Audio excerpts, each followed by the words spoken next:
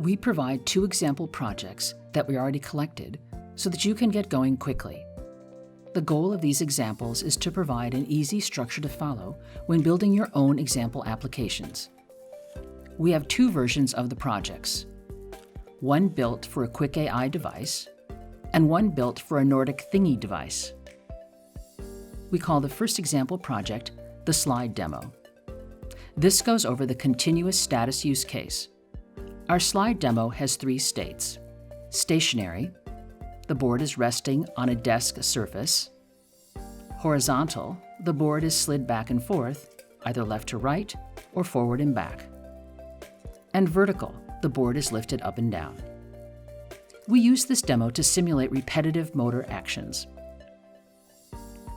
To make the slide demo more accessible, we hold the sensor in our hand and make the actions.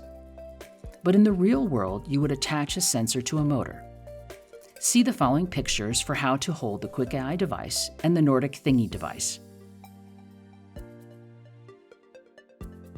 Next is our discrete example, which we call the gesture demo. The gesture demo has 5 trigger events: A, D, L, M, and U.